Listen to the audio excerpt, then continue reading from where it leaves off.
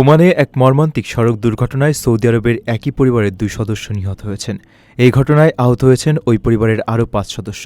Royal Oman পুলিশের পক্ষ থেকে এক্সে দেওয়া এক বিবৃতিতে এই হতাহতের খবর নিশ্চিত করা হয়েছে।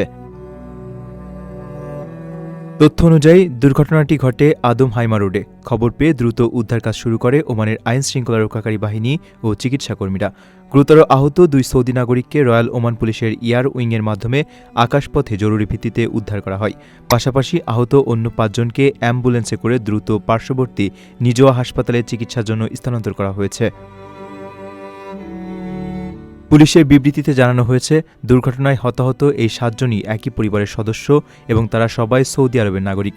তবে ঠিক কী কারণে বা কিভাবে এই ভয়াবহ দুর্ঘটনা ঘটেছে সে বিষয়ে পুলিশের তরফ থেকে বিস্তারিত জানানো হয়নি। আহতদের চিকিৎসায় কর্তৃপক্ষের তৎপরতা অব্যাহত রয়েছে।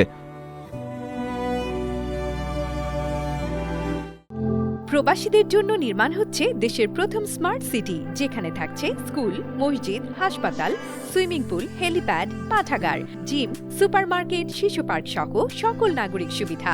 মাত্র ৩০ লাখ টাকা বিনিয়োগে মিলছে আকর্ষণীয় ফ্ল্যাট। প্লাটিনাম ইনভেস্টরদের জন্য ঢাকা বিমানবন্দরে ভিআইপি প্রোটোকল সুবিধা।